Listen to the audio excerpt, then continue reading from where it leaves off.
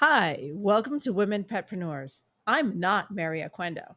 I am Chris Bear Anthony. And today we have a very special episode of Women Petprenuers. It is going to be one half of the panel of When Groomers and Vets Unite for Pet Health that was recorded at Groom'd, formerly Atlanta Pet Fair. So give a listen and hope you enjoy. 3 o'clock. We're right at the hour. 3 o'clock. Okay, so who wants to start? But who wants to start what? What class is this? What are we talking Yeah, about? maybe a nice introduction. Maybe we should introduce ourselves. Yes. Okay, Yeah. wonderful. Is My mic is on. Okay, so check 1, 2, 3. Can you guys hear us okay? Do you want us to shut the door with that? Yes. Yeah, I okay. think so. Let's do it. Thank you, sir. Especially since we're recording for a podcast. So I will introduce what this is and then let our esteemed guests introduce themselves. So this is Groomers and Vets a Conversation, because we hear as groomers so many times vet said, vet said, vet said. Well, we don't know that. So it's built up this animosity when we should be partners. We should be partners in the pet's health. So I almost introduced you when I said I wasn't going to. So this is... Hi guys, my name is Dr. Callie Harris and I am a veterinarian. I am super jazzed to be here with these lovely ladies as well as all of you guys, because I agree with Chris, like there's such an opportunity for us to really figure out how to build that bridge, right? As far as communication is concerned. A little bit of backstory on me. So I'm a proud graduate of Tuskegee University College of Veterinary Medicine. I came out many, many moons ago. I'm not gonna tell you the year, but it was a while ago.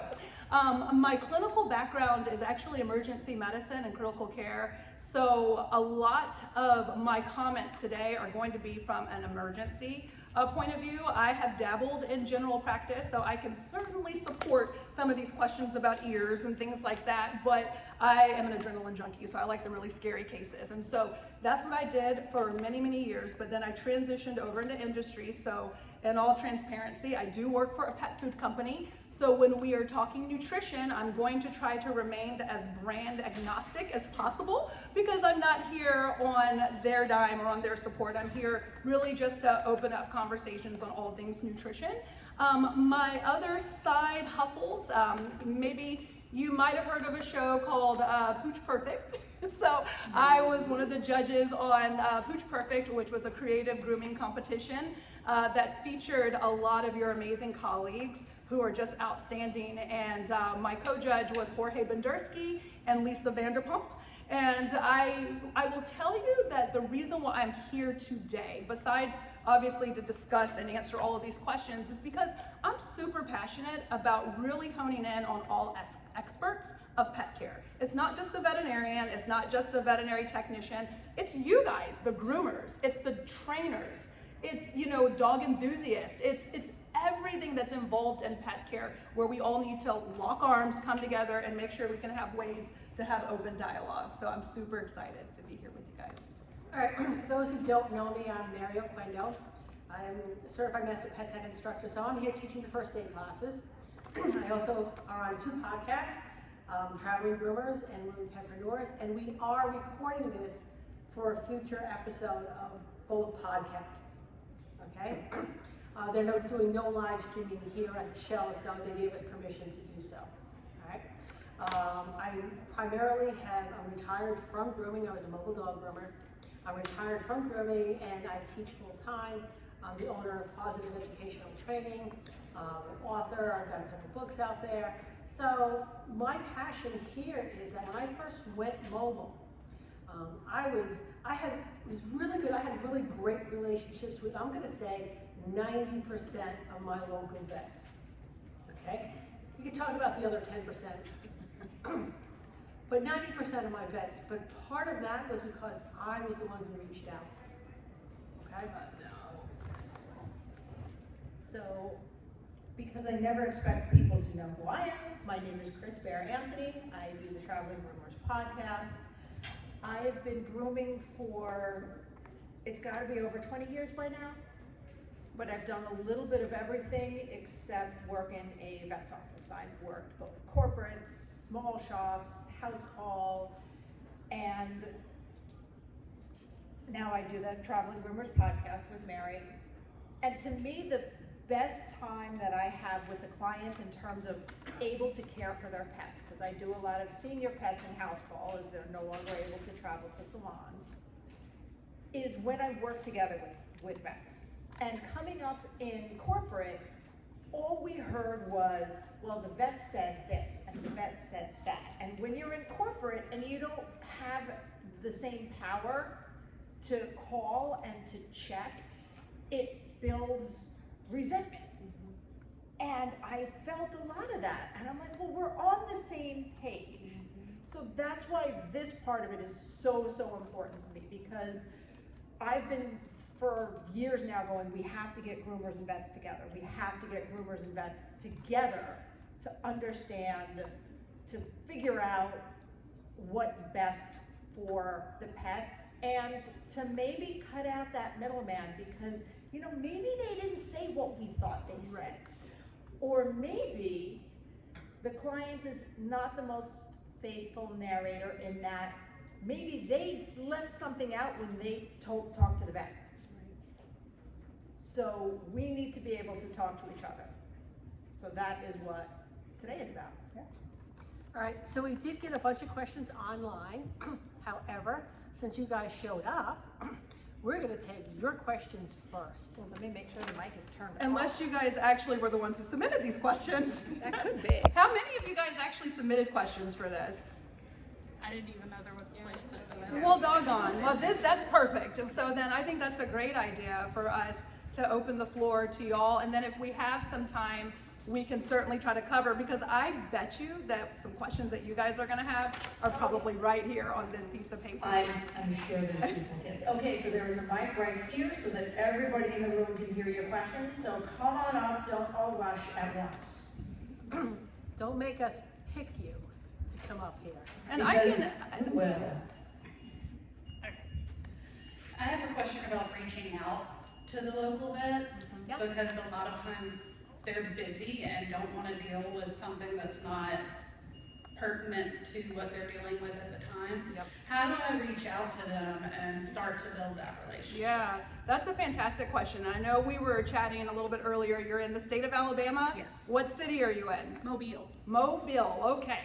So, and this will go across all state lines here. I love the idea of the groomers taking the first step, because you absolutely are right. Like veterinarians, you know, not to sing you guys the song of our people, but we are completely overwhelmed right now. I'm sure you guys have seen on, you know, social media or news articles, you know, right now we are suffering from a veterinarian shortage. And everybody knows that during the pandemic, everybody ran to get a pet. And as a result of that, you guys all got busy. We also got very busy. And so when I'm thinking about best practices to connect with veterinarians, I love a calling card. Like if I was in a practice in Mobile, if you just stopped by with your card and said, hey, I'm walking in, don't want to take up much of your time, I want to drop my information right here at the front desk, because usually there's a gatekeeper, and we all know who those gatekeepers are, the receptionist. And just pass this off. You can even have like a bag of treats, or, you know, just something that sets you apart, that's not gonna be a heavy lift for you cost-wise or, you know, just labor-wise. And I think that just by reaching out and extending information on how the vet can contact you, why you even drop the card off, I think any of that would be really supportive and make the vet or the vet assistant, the vet technician, or even the receptionist say, hey, I remember that young lady from that groomer, you know, facility and here in Mobile that stopped by. Let me keep this here so I know who to contact. All right, and I think a lot of us realize that groomers went through issues with the pandemic, and a lot of groomers left grooming. I don't know that we always translate that to vets. Yeah. I don't think we always make the connection that y'all got slammed too. Yeah, not only did we get slammed, you know, everybody understands that pet ownership, and you guys experience this too, pets are considered true family members, right? They're no longer, in many of our pet parents' eyes, considered property. As I think we all feel good about that, right? We all love our fur family members, but that also is going to increase that expectation of everybody, vets and groomers, liability of everybody, vets and groomers. And so when we're talking about communication with things that you see on your table that you want translated to the veterinarian, this is really an opportunity to CYA. Does everybody know what that means? Yes. Yeah, cover your arse. And so I think that this is just, again, just providing more reasons why that type of conversation should happen. All right, so I'll tell you how I got started with the vets in my area, and I had a really good relationship with most of them. So what I did is I called and I said I would like to come by. I just got my mobile grooming van, okay? I would like to come by. I would like you guys to see my mobile grooming van, see what it is I offer. I would like to make an appointment to see you. I said, and I'm like, right off the bat, I will bring donuts. Yeah. Okay? And we all love to eat. And so they would set up a time, it was usually during like their lunch break. Can you come by tomorrow at 12 o'clock when everybody was like on break? And then I would have the vet, the staff, all coming out and walking through my van. So that was really, and it was that first vet that I did that with, that words kind of spread around. That someone coming by with donuts. And I think that was the bigger thing, okay? Yeah. But also, because I was mobile, they had a lot of clients that they no longer could go to a shop, but yet weren't really candidates for like sedation grooming. There was like that little bridge in between, especially if you have a specific niche, like I groom senior pets, I groom cats, okay? That's really good information for the vet to know, and if you're willing to talk to them, okay? So the vets came out I'm retired 5 years, okay? I still get a call from a couple of vets back east. Can I recommend somebody? All right? I would literally have 4 or 5 vets that would call me, even if they knew I wasn't taking any new clients, because then I knew the other groomers. They felt comfortable coming to me and saying, hey, who does show poodle trims? Because that wasn't me, okay? But we had some really good shop groomers that did some fabulous jobs. I could do that referral. So I went in saying that I'm not the end-all be-all. I'm part of a grooming community, all right? And have a conversation with me. My vet, actually during lunch, there was like a vet practice of about 5 vets, and they were debating whether or not we get tipped, okay? So they called me up during their lunch break. Wait, they were debating whether or not they got tipped No, or you got we tipped? got tipped. Okay. Do we tip the groomer? Oh yeah, that should be a... But there was an actual discussion that they called me up during lunch break. Do we tip the groomers? Yeah. Yeah. How much? Probably the same amount that you tip a server, okay? Maybe more if you really like the groomer, okay? Or if there were bodily fluids involved. Yeah. If there were bodily fluids involved. Or an attempted bite. An attempted snap. Yeah. Right. So, like I said, I found when I made the effort, that really paid off long term for me, that I was open to listening to what they had to say and what I had to say. Yeah. Okay, next. All right. Okay, did we answer your question? Yes. Okay, come on up and grab. Come on down. Yeah. We just need some music. I forgot the music. Oh, the mic is right Oh, there. it's right here. Yeah. Fantastic. Okay, so this is kind of piggybacking off of that as well. So when we have things that we do as groomers and that a client may ask us to do something and that we disagree with, but they're saying, hey, our vet said it's okay. So example given, I'm sure a lot of us, go about this. I can't wait to hear this. This is your plugging it in. Oh, yeah. Well, I'm going the other direction. Okay. So, my dog's shedding, shave it down, please. He's a Labrador Retriever. Yeah. I'm like, hey, Yeah. let's not do that. That's not good. They're like, Yeah. my vet said it's fine, it's okay. Yeah. In our knowledge as an industry, I feel like, we're trying to move away from that, but how do we effectively communicate, Yeah. you know, like with those vets and say, hey, you know, this is something that maybe I don't necessarily agree with. Yeah. How can we have a discussion about this and figure out a plan that's best for this pet? Yeah. So I'll tell you from the vet's perspective on this, I feel like a great way to, thank you for that question. I feel like a great way to really resolve some of those challenges of like combating what the vet says that might differ from what you guys are saying is owning your expertise in your area, right? I didn't go to grooming school. I just learned about scenarios that you mentioned about not shaving Pomeranians, right? Or shaving certain, you know, dogs with different types of coats. These are not things that are taught to us in vet school. And so I think that from a vet's perspective, number one, we have to be understanding that we're experts in our field, but I want you guys to also take ownership that you're also experts in your own field too. And so if I had that client that came in to see me in my grooming facility and said, well, Dr. Callie Harris said it was okay to shave, then I would say, well, if you would like for me to talk to the vet about it, I'm happy to give her a call. When's a great time for me to reach out? Or I would even take a step further.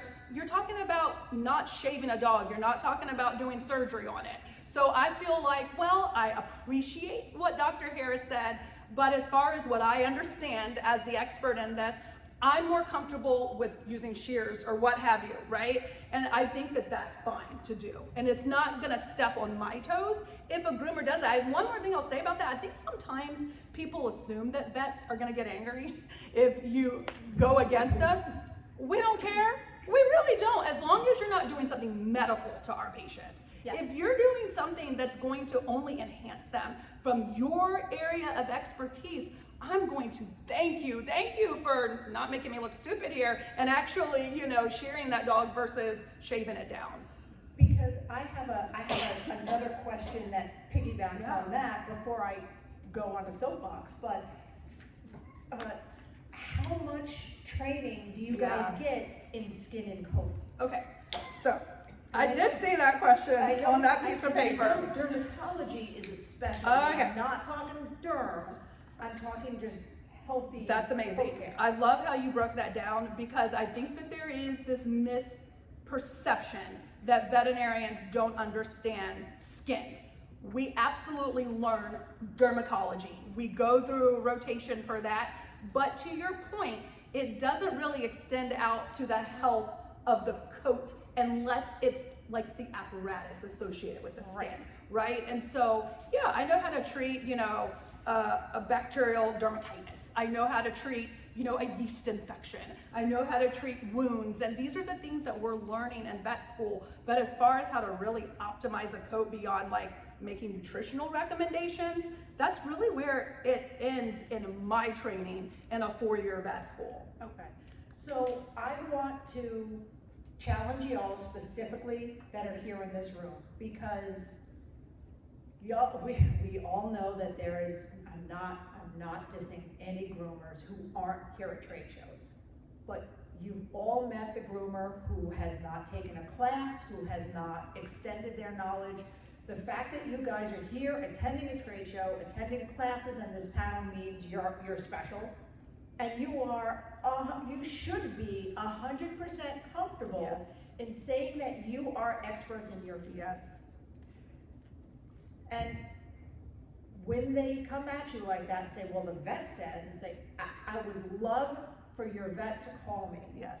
Because I'm not talking about a dermatological issue. That's right. I'm not talking about an acute skincare issue. I'm talking about coat care. We are experts in coat care, and say, I would like to work with your vet to discuss this and understand it. And have the vet call you, open up that conversation that way. Say, what vet is that that's telling you that they clearly need a box of donuts? Chocolate. Oh, specifically, but it's okay to say that you're an expert in coat care. Yeah. Because we're not talking about internal. Yeah. We're talking about external in the dog. And I know she's specifically going a little more in depth and talking about shaving double coated wounds can cause alopecia can All types of affect stuff. things. Their Yeah. coats don't grow back, and I learned all of that because I have a lot of groomer friends and I worked on the show. So that's where I gained my insight. But this stuff, you know, there are some veterinarians that have a little bit more knowledge on it that are like breeder enthusiasts or breeders. So they may know a little bit more about specific breeds and their coats, but like majority of us, we're not learning that specifically. And throw around that you go to trade shows. Throw around that, say, well, my continuing education has shown. Yeah, well, I love that. When I first started grooming, however long ago, I thought the same way your vet did, but my continuing education specialty has been in coat care. And my continuing ed specialty has taught me this. I would love to have a conversation with your vet about it. And I'm pretty sure there's a skin and coat class here, am I correct? It's tomorrow morning. Okay, tomorrow morning, all right. There are also some really great skin and coat people out there. There's Chris Pearson, there's Michelle Knowles. They have great programs. Right? So invest in yourself, all right? Again, this is your field. You get continuing education, don't you? Oh yeah, we are required. Every state is different, and I know that's a whole nother conversation about the regulation and the standard of care for groomers. I mean, they have the same thing for breeders and all types of different pet care specialists. But yeah, vets, we have to stay active within our continuing education. There are things that I've learned now, umpteen years out of vet school, that I didn't know when I first graduated because of me coming to trade shows. So I have a question for you. Yeah, please. So I have a question with my vet about skin and coat, and he's not up on it. Yeah. Am I out of line to say, hey, this is the program I took? You know, this is how I would receive that. Okay.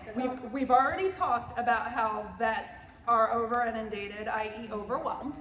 And so I think that something that took place through the pandemic that I actually welcome is that we did start to siphon out, you know, our cases in a sense of, I can't be the hero in everything. So in that scenario, I would say, you know what?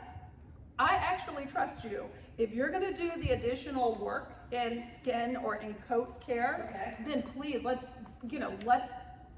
rely on your information.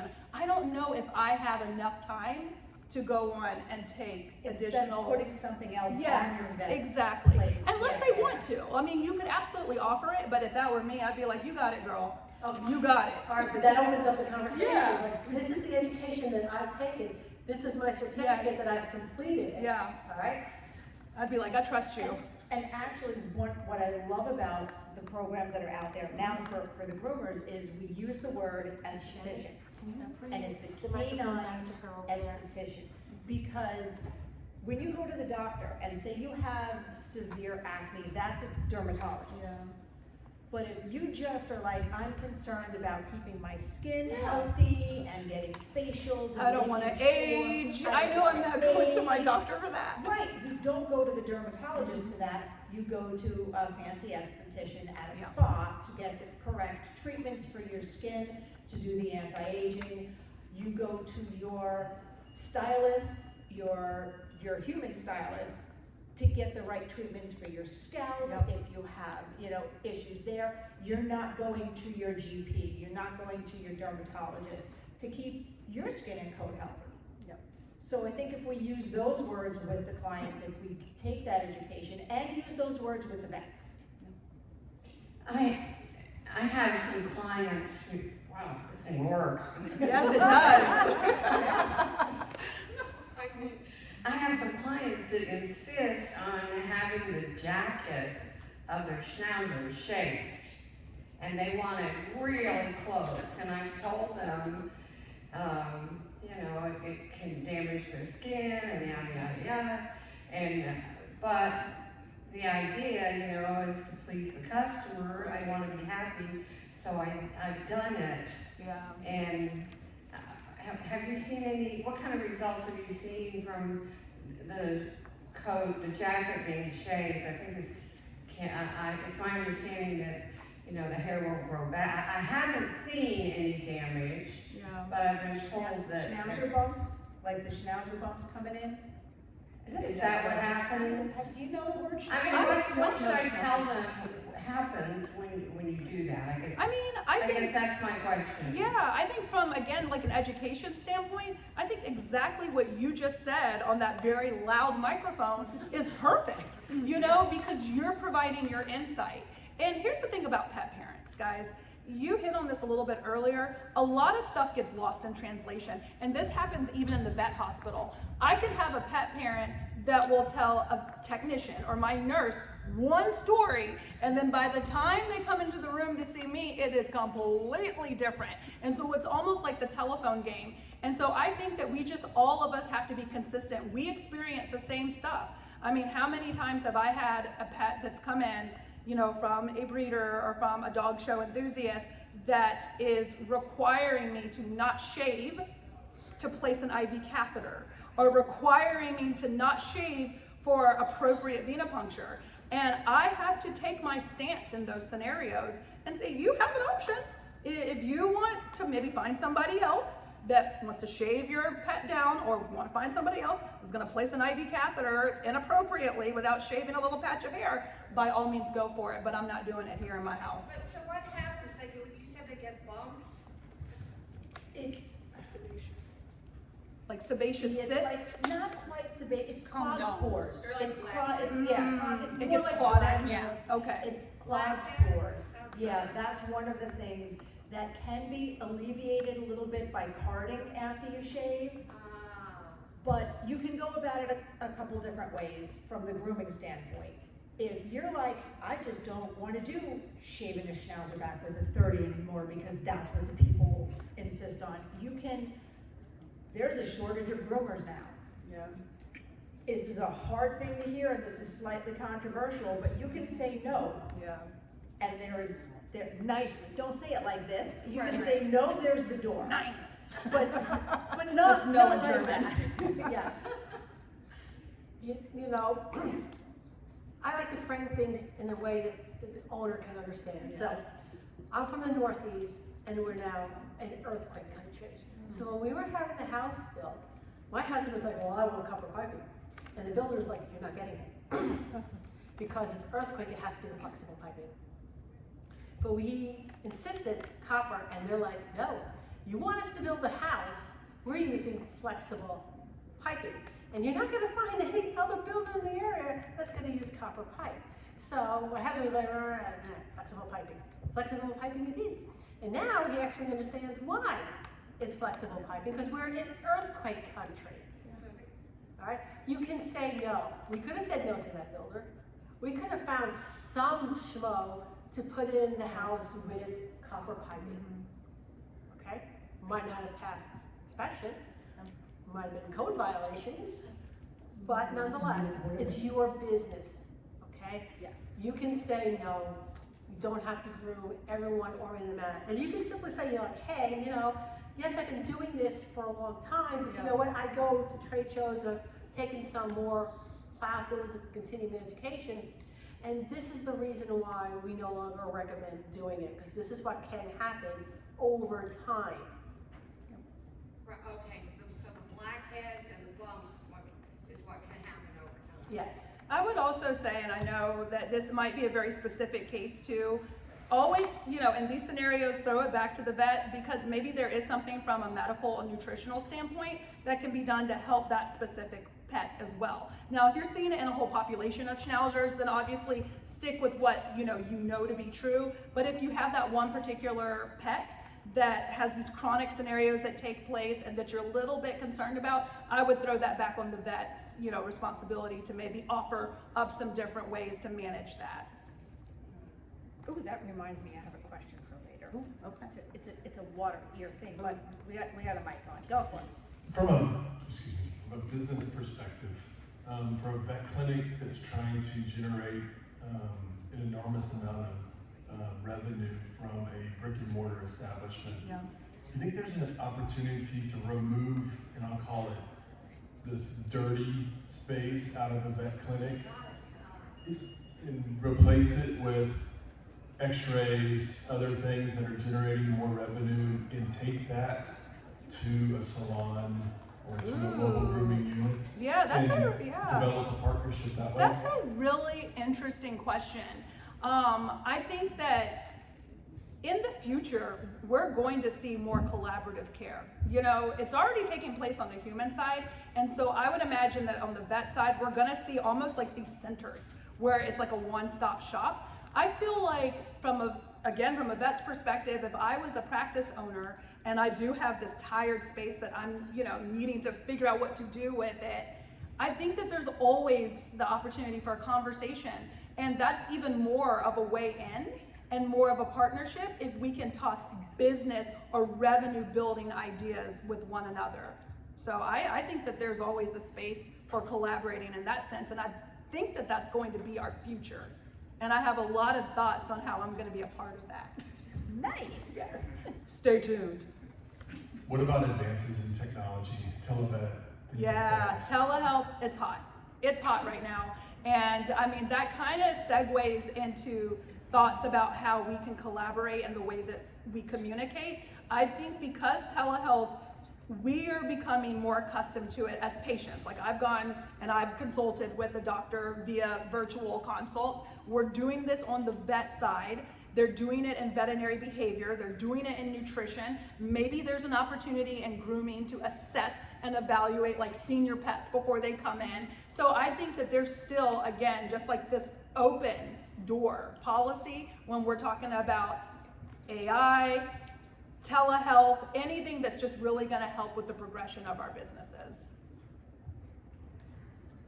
All right, do we have anyone else want to grab the mic or, oh, yes, right behind you.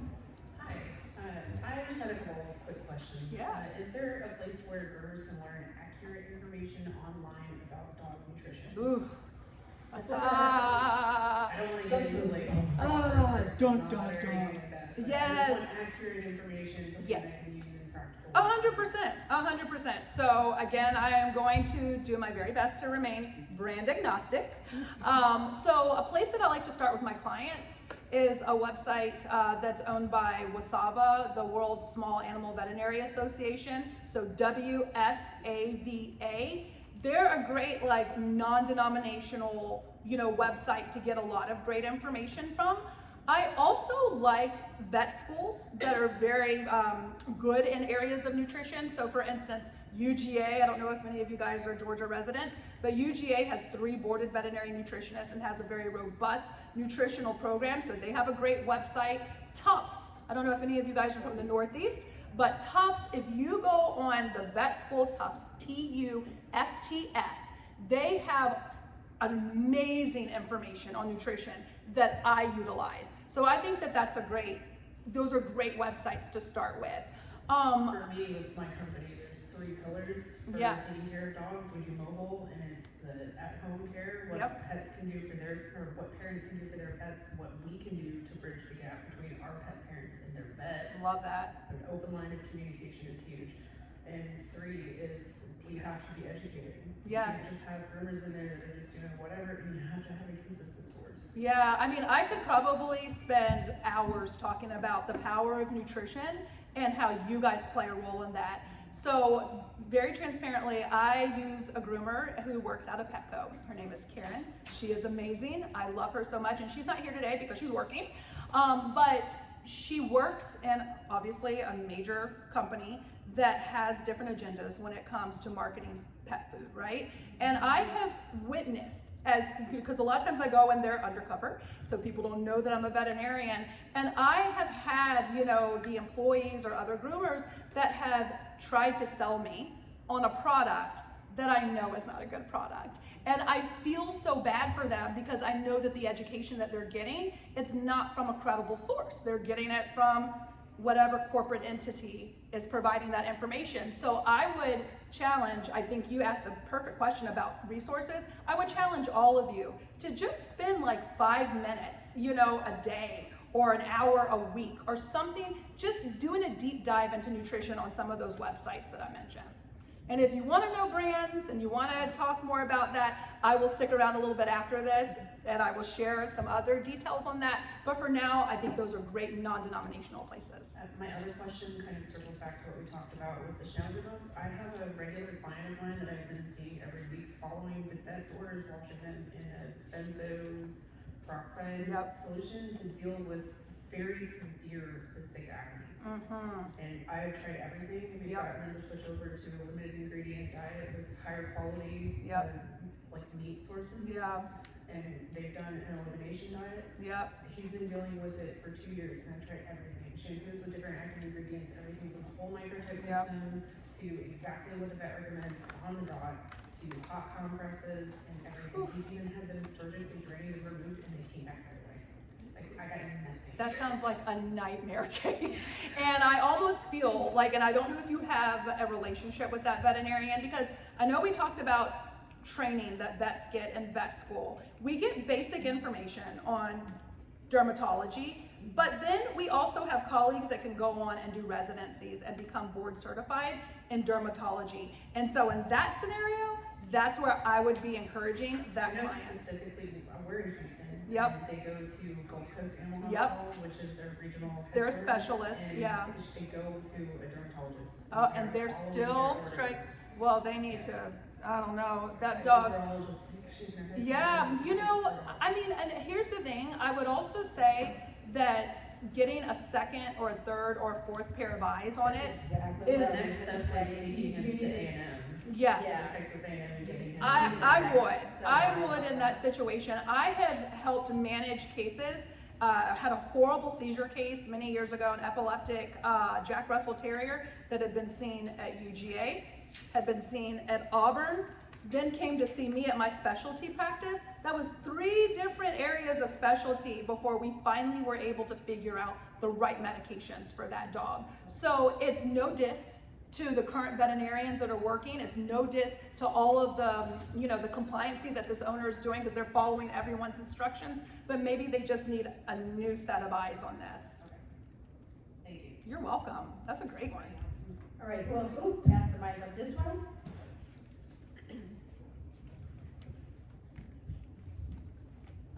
We work at a clinic that also does grooming. Oh, wonderful.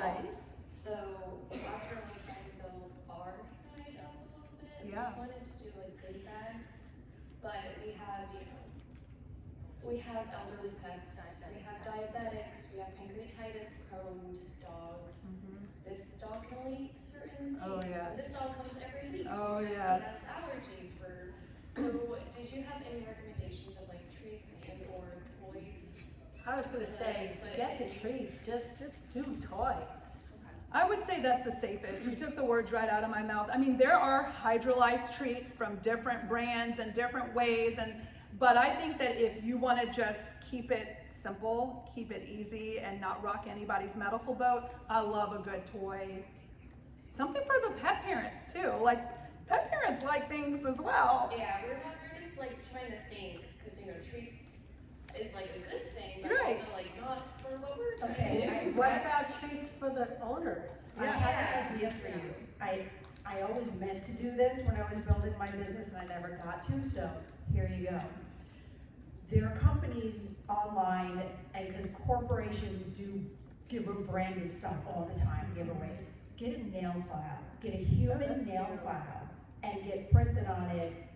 Now that your nails are taken care of, how are your dogs? Oh, that's adorable. Look at that. On one side and then your business information on the other, you're welcome. You should have kept that to yourself and branded that and sold it to everybody. I That's should've okay. just sold that, Everybody's welcome. But there you go. I always thought that would be a good, because it's something they're gonna have around. I love that. Similar to a pen, but unique. Yeah. But yeah, giveaways for them as well. Yeah. All right, so where's the mic? It's over there. Give it. I have 2 completely different questions. Perfect. So my first one is, I've kind of accidentally a few times diagnosed dogs. Like I didn't tell the owner, but I was like, you might want to come check for this based off of things I've seen Yeah. with their coat We've skin. talked about this. Oh, I'm sorry. No, keep going. It's good. No, it's good. It's a good question though. One of those is like cushions. Is there Yeah. others like you could give that we could watch out for to Yeah. tell them to get tested for and stuff like that? You guys, y'all answer from your perspective. Thyroid issues. We had this, and I want to say it was right around the time of another 8 p.m. anytime you see a change in the coat, they changed the name now, it's American Shepherd. It used to be the mini Aussies. And, you know, they're a double-coated breed. This dog had thick hair. And I noticed it because I had surgery. I was out for almost 3 months. I forget how long I was out for. And I came back and I went, whoa, they did some kind of de-shed on this dog because there is 0 undercoat left. And I'm like, okay, maybe the groomer just did something like insane. But then the next time, there was no undercoat left. This dog's hair was thin, and it always had thick, thick hair. And the owner was complaining, oh, he's fat. He's fat, I have it on a diet. I'm like, those are classic, in people too, those are classic thyroid symptoms. I'm like, well, what did the vet say? And I didn't say it right away. I didn't say, I said, well, have they run a blood test because the coat's really thin? And the owner was getting so frustrated because the vet said they ran all the tests, or she told me the vet said. There we go. She told me the vet said they ran all the tests. And the vet's like, oh, the dog's got plenty of hair. Well, the dog is a double-coated breed, and it's basically single-coated at this point. Which the vet probably didn't recognize that. Which the vet probably, and we're the experts on coat care. And I finally talked her into getting a second opinion, just getting a second set of eyes. Because this woman who was like rail thin, one of those like, she was in my bougie neighborhood, like super thin, always walking and jogging and like this. Don't we love those people? Oh, she's lovely. But she felt horrible because her dog was now fat. And she's like, I reduced his food, he used to play, he had low energy. I'm like, ding, ding, ding. Please just get a test for this. And the way I phrase it is, look, I'm not diagnosing. That is your vet's job. But tell your vet to test for this so they can diagnose. Because I'm just going, get a thyroid test. So what I do when faced with that, I will tell them, hey, you know, skin is the largest organ in the body. When there is a problem somewhere else in the body, it's going to take resources away from the skin and coat, which may appear as poor quality coat. It might be shedding more than normal, okay?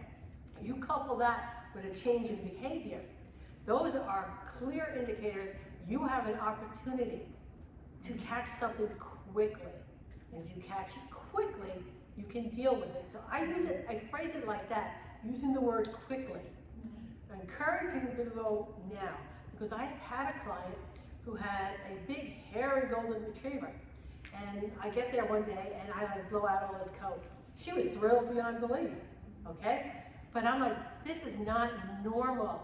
I don't blow, and all I did, it was not even combing and brushing. The coat just blew out. I mean, he looked beautiful, okay? But that was not normal. He died a couple months later of cancer. And this is where the partnership comes in. Because you only see the vet, you don't see the vet. I do see myself every day. Yes. But you don't see the dogs maybe twice a year if it's a healthy dog. We're seeing that dog constantly. So we are going to pick up on that change and be able to tell you, hey, and that, Mary, you said it perfectly, I'm going to steal that. The skin is the largest organ. You can all steal that. I will just add to that too, like they hit on some amazing points. And your question is, what are some other diseases? I'm going to tell you from the vet's perspective, everything. Everything you can be an investigator with, because as Chris mentioned, I might see a patient once a year if it's healthy. How often are you guys seeing these pets? Yeah, multiple times. And this has been an idea of mine. We've talked about it, but it's almost like there needs to be some sort of charting system, or where you're writing a note of like, these are the changes. These are the things that I'm evaluating with your pet during this visit. Take this with you and go talk to your veterinarian. I'll take it another step, guys. I am obviously a vet. I have worked with countless patients, but I'm also a pet parent. And I will never forget, and I've told them the story before, my wonderful groomer who had to tell me when it was going to be the last time for my Pomeranian to be groomed because of his age and his condition. I was so closely adhered to Mickey that I wasn't seeing these changes that she could pick up because she knew how he was with each visit. And it's a hard, it was, oh, we were both bawling, okay? But she had to pull me aside, and I just give her so much credit for having the guts and the confidence to not just go to a pet parent, but a pet parent that's a veterinarian and say, I really think that this should be Mickey's last time. So you guys are the purveyors of this information, and you guys have your hands on these pets, your eyes on these pets, far more than I do. So write it down, chart it, talk to the pet parent about it, but write it down because often they don't translate. I'm a big proponent of writing things down. Please give this to your vet, with one exception, okay? Oh, here it is. Little Schnauzer was ancient, like 14, 15 years old, and I'm shaving this dog down bald, okay? And it had a sebaceous cyst on its back. And I'm thinking, it looks like it's about to pop. I know it's going to pop, so I'm just grooming around it, leaving it alone. And so I go to her, you have to take your dog to the vet right now. Okay, so I know exactly how this conversation went. The groomer says, I have to take the dog to the vet right this very minute. And the vet is like, of course, bring it in, because the vet thinks that I did something, all right? So she gets there, she puts the dog on the table, the vet's looking at the dog like, what's wrong with the dog? And he calls me later to tell me the story, all right? So as soon as he said, well, what's wrong with the dog? It popped. Well, there's your answer. Yeah, And she passed out. But I knew this about her. I knew she couldn't handle anything. Yeah.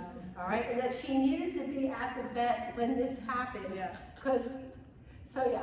And he's like, I'm going to recommend everybody to you. And I go, no, you're not, because I'm not taking any clients. Going on to that, I was thinking, like, when it comes to cysts of different types, I don't want to alarm my clients. Yeah. Is there a good way to know which ones are more concerning? Yeah, than other ones? yeah. So what I tell my clients, so because they come in and they're gonna ask me a question about every little bump on their pet's body, if they're paying attention, or maybe their groomers have told them about it, I say track it, you know, so keep an eye on how fast it's growing. And so I would encourage you to do the same thing. If you're seeing a pet every month, or, you know, every couple of months, and you're tracking it, like making a note, keeping a notebook or whatever of that particular pet, track it. If it seems to be rapidly changing in size, if it seems painful at all to the pet, like if you touch on it and they don't like it, then they should immediately have it checked out. But if there's any rapid growth, that's a reason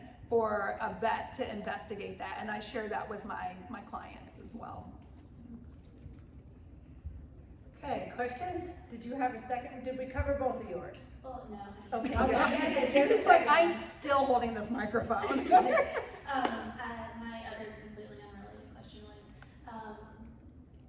what is your stance on like heart murmurs in the grooming setting that doesn't have a clinic attached? Yeah, ooh, you guys are asking some amazing questions. And actually, there was a question like that with congestive heart failure that came through. So heart murmurs, just so you guys are aware, if you aren't, you know, familiar with what that means, is an abnormal sound that we'll auscult, you know, with our stethoscope.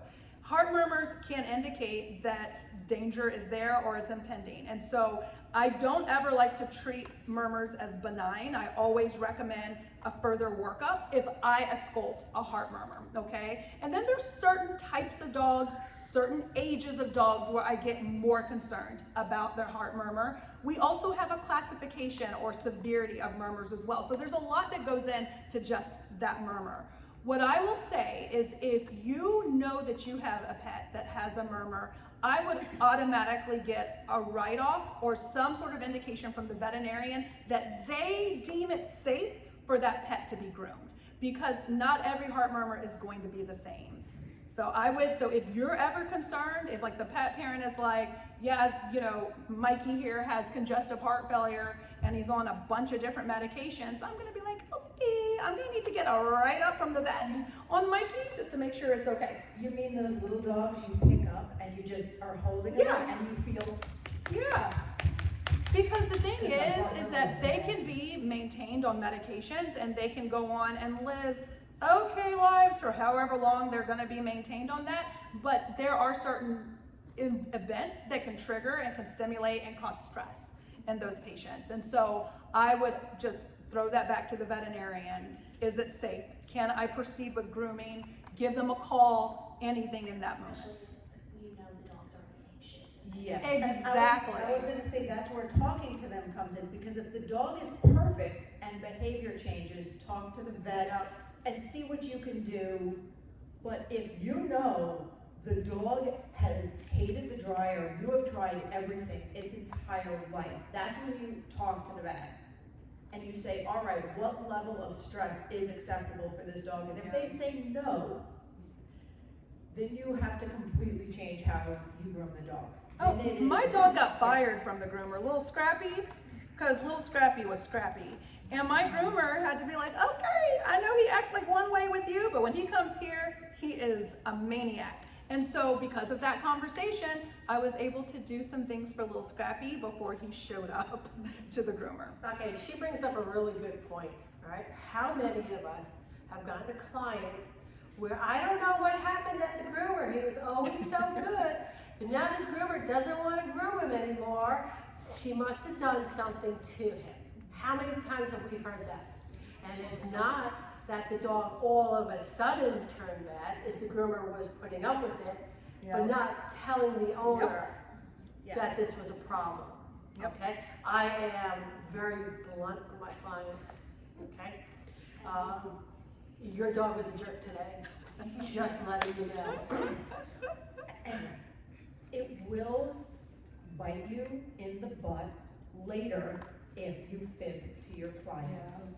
Because, and I don't always say your dog was a jerk today, and I'll be like, well, you know, Fluffy was loving. He was spirited. Those are the things we say. He did try to swallow my soul and just chew it up and poop it out. Yes. But there have been times when I've lost a client because I was honest with how their dog behaved, and they're like, well, I'm going back to so-and-so, or they just disappear, and I know they went back to so-and-so because they never had a problem. And I'm sure they were like, oh God, he's back. Yeah. So one of two things happened. There was something that groomer did that I didn't, or didn't that I did, that the dog reacted to, and maybe they were really better. Yeah. Or maybe they weren't, and the groomer just said, oh no, they were fine, to get the business because the dog wasn't that bad, or it was deal-withable. Yeah. Is totally a word. Everyone has different levels of this, and so I was just actually walking the exhibit hall, and I see that Fear Free, the company Fear Free, is here. How many of you guys are Fear Free certified? I'm working on it. I think it's an excellent thing to obtain for everybody. As a veterinarian, I got my Fear Free certification. I think dog trainers are doing it. Groomers should absolutely do it, because when we're talking about anxiety in pets and behavioral changes, there are different ways to approach in those scenarios that you don't learn in grooming school, vet school, you know, so I think taking it a step further with Fear Free certification can be really beneficial with that. But to wrap up, what I was going to say is, if you do fib to your client and say the dog, eventually that's going to bite you, because either the dog's behavior gets worse and you're going to have to fire the client, and then the client is going to think you did something or something happened, or something will happen because the dog is moving and flailing and hating it more and more, and we have sharp objects, and an incident is going to happen, and the owner is going to be like, well, I don't understand how you could possibly cut Scruffy. Scruffy just stood there perfectly the entire time. All right, so just to piggyback a little bit on that. So before I retired, I was grooming this little Yorkie named Lily Bell. And Lily Bell was brought to me the first time in my van by Dad. All right? You know, Dad was like, oh, the little Lily Bell, and it set the tone. And this dog had my number, okay? I'm just gonna say this dog had my number. And we always had a little trouble with the face, okay? And I love that dog, but she had my number, okay? And then Beth, my friend, the one that you took the first aid class, the Beth that was here, she took over that dog when I retired. But the dog was introduced to her by the mom, okay? That dog is a perfect freaking angel for Dad. Yep. Isn't that funny how it happens? She just stands there, her face is beautiful, and I'm thinking, And how many times have you cursed Beth out to her face because of that? oh, she'll send me a picture of a freaking Lily Bell groom. I love it. But she doesn't call her Lily Bell. She's Lily. That's right. Oh. Let's establish these boundaries. You know? She's Lily Bell to me and Dad, but Lily to Mom and Beth. Yes. So sometimes the dog will have your number and nothing you do, Yep. right? And just sometimes there's just something about that person. Yeah. All right. Baby was my Chihuahua. That dog loved my husband. The sun rose and set on him. When my husband came home from work, he got the happy dance. All right. When I came home, it was like, oh hey, yeah, okay, good, that's awesome. See ya. So no food in my bowl. Gotta fix this. Okay. And Pooh Bear. So if you can follow me on social media, Pooh Bear. Okay. Pooh Bear is my little min pin, lives in my sweatshirt. And he hates my husband if I'm there. So if you've ever seen any live stream that I've done that Pooh Bear is in my sweatshirt, if my husband dares to come into my office, he explodes from my jacket, and he's like, get out of here. But I will tell you what Pooh Bear is doing right now. Pooh Bear is sitting on the sofa with my husband watching TV. Oh yeah, they're cool. They're homies right now. They're best buddies right now. But the second I walk in the door, he'll turn around and he'll look at him. So, but sometimes it is really a particular person. Yeah. You have a question, and how are we on time, guys? We got an hour. Oh, cool. Let's go for it. Okay, so this isn't vet related, but trainer related to what we were just speaking to. I have this really wonderful client. She's anxious. The dog's been coming for a year. He's anxious. Her trainer has been instructing her to grab the paw and not let go until he submits, because getting her canine good citizen is so important to her that I can no longer trim his nails. Now, I'm working on my fear-free certification. I've been grooming for 2 years, but I work with a positive reinforcement trainer with my own dogs. Good. That's my technique. And I've worked with trying to explain to her for several months. He comes every 4 weeks, and she goes, I bring him here for a reason. You're supposed to be able to do this. And I've had lots of conversations. Well, she's not your client anymore. She would not be my client. She's getting like frustrated with her dog, and there's only been one conversation where she lashed out at me, and I let it go because she was upset with the dog, not at me. Sure. And then I recouped next visit. I was like, this is what's happening. I'm not cutting your dog's nails anymore until I can bathe his elbows. Like, I can't even wash his legs anymore because you're just What kind of dog is this? a German Shepherd. Okay. Oh, Yeah. And he had one bad experience with the nails before he ever came to me as a puppy. So we were working really well with that, but then she started with this trainer who I like the quotation marks. Well, that's the thing about trainers, and of course I can't speak, as eloquently about it because I'm not a trainer, but I've worked with some amazing trainers, and just like groomers, just like veterinarians, it's not a one-size-fits-all. We all have different philosophies, we all have different approaches, so I believe that this trainer's philosophy may not be aligned with your philosophy on how to manage this dog, and it's making your work very difficult. And so I think in those scenarios, and I feel like these ladies can chime in on this as well, you have to discover what, your boundaries are with this as well.